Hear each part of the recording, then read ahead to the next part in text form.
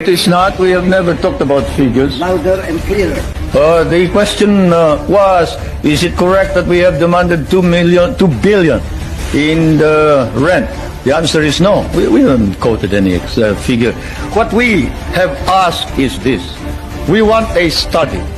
What is it that is necessary in order that we can perform our job?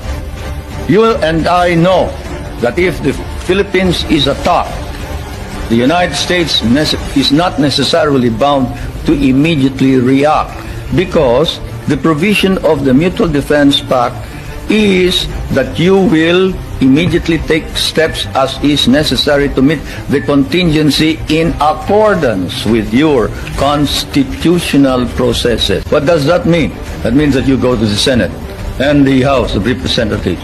What does that mean? That means delay while we are dying there. For one thing, you haven't exactly paid for what we lost in the last war. If we must make an accounting, 75% of our cities were devastated in the last war. We lost 1 million men. Shall I quote you the statements of Roosevelt and MacArthur that every Carabao will be paid for? Shall I tell you that the veterans who were inducted into the USAF, the United States Armed Forces of the Philippines, of the Far East, your armed forces, were paid only 1/2 the salary of your soldiers? Shall I tell you that we almost turned communists because you refused to recognize us? Shall I tell you that I had a difficult time stopping my guerrillas, 25,000 of them from joining the communists, because precisely you